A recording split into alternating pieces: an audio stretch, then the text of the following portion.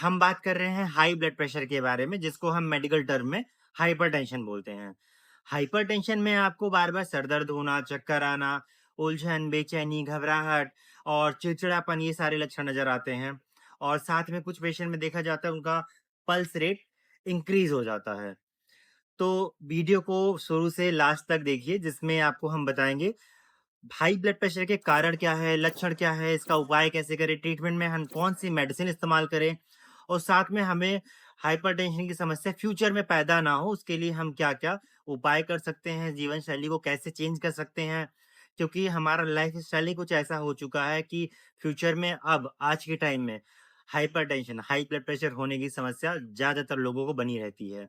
High blood pressure को समझने के लिए आपको पहले ये समझना पड़ेगा कि ब्लड प्रेशर क्या चीज़ होती है। आपने कई बार देखा होगा लोगों को बोलते हुए कि उनका बीपी बढ़ गया, इनका बीपी डाउन हो गया, ऐसा। तो हम उसी बीपी की बात कर रहे हैं। बीपी होता है आपके दिल के द्वारा खून का दबाव आपके शरीर की नसों पे कितना पड़ रहा होता है, उसको हम बोलते हैं बीपी। जिसको हम रेंज एक नॉर्मल रेंज मानते हैं 120/80 mmHg, जिसमें ऊपर का 120 होता है सिस्टोलिक और नीचे का 80 होता है डायस्टोलिक। सिस्टोलिक मतलब आपका दिल कितनी जोर से खून को पंप कर रहा होता है और डायस्टोलिक मतलब जब आपका दिल रिलैक्स होता है। अगर आपका ब्लड प्रेशर 120/80 के ऊपर जा रहा है तो हम इसको हाइपरटेंशन बोल देते हैं और अगर 120/80 के नीचे आ रहा है तो हम इसको हाइपोटेंशन बोलते हैं। जैसे मान के चलिए आपका बीपी अगर 150/100 चल रहा है या इसके ऊपर जा रहा है तो हम हाइपरटेंशन की कैटेगरी में आपको मानेंगे। अगर आपका बीपी 100/70 या 80/60 चल रहा है तो हम इसको हाइपोटेंशन मतलब लो ब्लड प्रेशर की कैटेगरी में मानेंगे। तो कई बार होता है एज इफेक्ट डिपेंड करता है इसमें। जैसे अगर आपका एज 40-45 के ऊपर है, तो आपका बीपी उस टाइम अगर 140/100 भी 140/90 भी चल रहा है, तो हम इसको नॉर्मल रेंज मानते हैं। तो ये डिपेंड करता है एज इफेक्ट और डिपेंड करता है वेरिएशन के ऊपर, हाइपरटेंशन है कि नहीं है। हाई ब्लड प्रेशर होने का कारण क्या है? देखिए कारण तो बहुत सारे हैं। उसमें सबसे ज़्यादा जो कारण देखा जाता है वो है बैड कोलेस्ट्रॉल बढ़ने की वजह से। बैड कोलेस्ट्रॉल मतलब लो डेंसिटी कोलेस्ट्रॉल जिसको हम बोलते हैं। मार्केट में मिलने वाला जितना भी ऑयली फूड है लगभग सब सब में पाम ऑयल का इस्तेमाल होता है और पाम ऑयल जो है शरीर के लिए बहुत ही खतरनाक भी होता है। क्योंकि पाम ऑयल से बनने वाला खाना बहुत ही दिखने में फ्रेश और लॉन्ग लास्टिंग होता है और साथ में सस्ता भी होता है। इसकी वजह से मार्केट में लगभग लोग पाम ऑयल का ही इस्तेमाल करते हैं और आपके घर में जो तेल से बनने वाला फूड आइटम है जैसे पूड़ी या पराठे, उसमें भी लगभग लोग पाम ऑयल का ही इस्तेमाल करते हैं जिसकी वजह से ट्रांस फैट की मात्रा आपके शरीर में बढ़ती जाती है और लो डेंसिटी कोलेस्ट्रॉल की मात्रा शरीर में बढ़ने से आपकी हार्ट की खुद की जो धमनियाँ होती है जिसको कोरोनरी आर्टरी बोलते हैं, उसमें जमना शुरू हो जाता है। उसमें जमने से धीमे-धीमे आपका ब्लड प्रेशर भी इंक्रीज़ होना शुरू हो जाता है। अच्छा ये अचानक से नहीं होता, ये होता है बचपन से लेके आप लगभग अडल्ट एज तक लगभग 20-30 साल की उम्र तक ये धीमे-धीमे बढ़ता जाता है और अचानक से आपका बीपी बढ़ना शुरू हो जाता है। किसी को हार्ट अटैक भी अचानक से आ जाता है। तो ये अचानक से वैसा नहीं होता, ये आपके बचपन से लेके अब तक जितन जो आपने खान-पान किया है उसकी वज़ह से आ रहा होता है। दूसरा जो सबसे बड़ा कारण होता है सोडियम।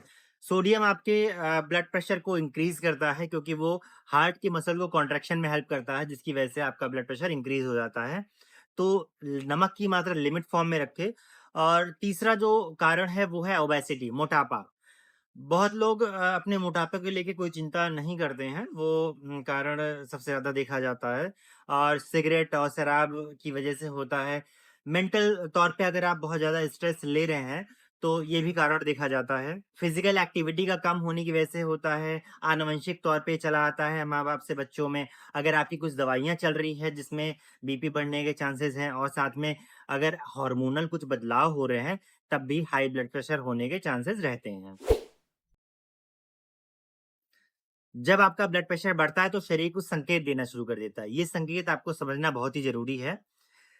जैसे कि मैंने वीडियो की शुरुआत में बताया था कि जब ब्लड प्रेशर बढ़ेगा तो सर दर्द होगा, बार-बार होगा और चक्कर आएगा, उलझन, बेचैनी, घबराहट और चिड़चिड़ापन समझ आएगा। इसके अलावा जब बहुत ही ज़्यादा ब्लड प्रेशर बढ़ जाता है, तो अगर नाक की नस फट जाती है, तो नाक से ब्लीडिंग होना शुरू हो जाता है। साथ में आँखों से भी धुंधलापन नज़र आना शुरू हो जाता है और बेहोशी और बेचैनी कई बार नज़र आना शुरू हो जाता है। ये कुछ एक्स्ट्रा लक्षण हैं जो ब्लड प्रेशर जब इंक्रीज़ होता है तब पेशेंट में नज़र आना शुरू हो जाता है। ब्लड प्रेशर को जाँच करने के लिए हम स्फाइगोमैनोमीटर मशीन का इस्तेमाल करते हैं। आपने देखा होगा कई बार डॉक्टर को या नर्सेज़ को आपके हाथ में यहाँ पे पट्टा लगा के पंप करते हैं। तो वो जो मशीन इस्तेमाल की जाती है वो है स्फाइगोमैनोमीटर, उससे ब्लड प्रेशर की जाँच की जाती है। और दूसरा आजकल जो है ऑटोमैटिक मशीन के थ्रू भी किया जाता है, जो बटन दबा के ही ऑटोमैटिक ये आपका ब्लड प्रेशर बता देता है, साथ में आपका पल्स रेट भी वो बता देता है। और अगर आपका बीपी शुरुआती दौर में बढ़ रहा है, तो आपको दिन में 3 बार ब्लड प्रेशर चेक करवा के एक एवरेज निकालना होता है, जिससे आपको डिसाइड किया जाता है कि आपको ब्लड प्रेशर इंक्रीज़ हो रहा है कि अचानक से खाली बढ़ के नॉर्मल हो गया, किसी एक्टिविटी करने की वजह से। अब आते हैं बचाव और इलाज पे। अगर आपको बीपी की समस्या है या नहीं है, दोनों कंडीशन में आपको लाइफ़स्टाइल बदलने की ज़रूरत है।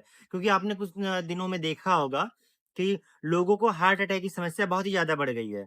तो ये कारण है हमारा लाइफ़स्टाइल। जो मैंने कुछ देर पहले आपको कारण बताया कि ये हाई ब्लड प्रेशर होने का कारण क्या है, बस उसी को आपको सही करना है, उसको मॉडिफ़ाई करना है।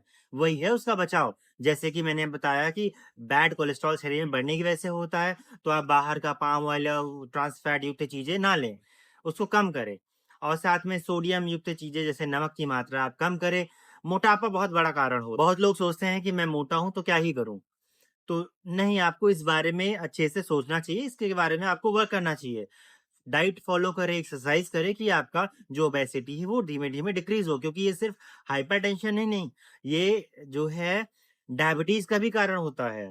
रोज़ाना 30 मिनट वॉक करें, वो भी ब्रिस्क वॉक करें, जिसके कारण आपका ब्लड प्रेशर के साथ-साथ डायबिटीज़ भी कंट्रोल रहता है।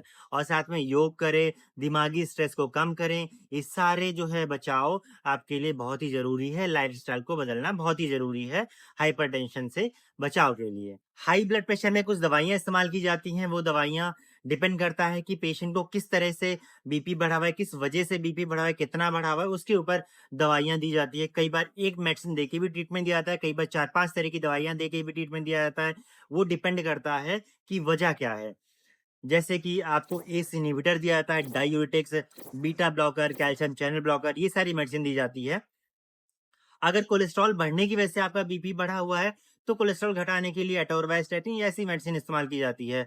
जो मैंने आपको कुछ देर पहले कैटेगरी बताया, इस कैटेगरी के अंतर्गत बहुत सारी मेडिसिन होती है, जैसे कि एम्लोडिपाइन, एटनोलॉल, मेटोप्रोलॉल, टेल्मिसर्टन, लोसर्टन, वेलसर्टन, ऐसे बहुत सारी दवाइयाँ हैं, जो इसमें इस्तेमाल की जाती है।